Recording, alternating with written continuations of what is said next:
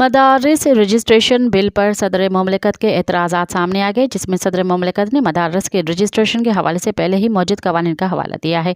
एतराज़ात में सदर मुमलिकत ने पाकिस्तान मदरसा एजुकेशन बोर्ड ऑर्डिनेंस 2001 और Islamabad capital territory trust act 2020 का हवाला देते हुए कहा कि दोनों एक्ट्स की मौजूदगी में नई कानून साजी मुमकिन नहीं हो सकती। सदर मुमलिकत ने एतराज़ किया कि सोसाइटीज़ रजिस्ट्रेशन एक्ट 1860 इस्लामाबाद की हदूद में नाफिज़ुल अमल है। नई तरामीम का इतलाक़ महज इस्लामाबाद में होने के हवाले से कोई शिक बिल में शामिल नहीं। मदारिस को बहैसियत सोसाइटी रजिस्टर कराने से उनका तालीम के अलावा इस्तेमाल भी किया जा सकता है। बिल पर एतराज़ करते हुए सदर मुमलिकत ने कहा कि नए बिल के मुख्तलिफ शिकों में मदरसे की तारीफ में तज़ाद मौजूद है और सोसाइटीज़ रजिस्ट्रेशन एक्ट 1860 के इब्तिदाइया में मदरसे का जिक्र मौजूद नहीं है।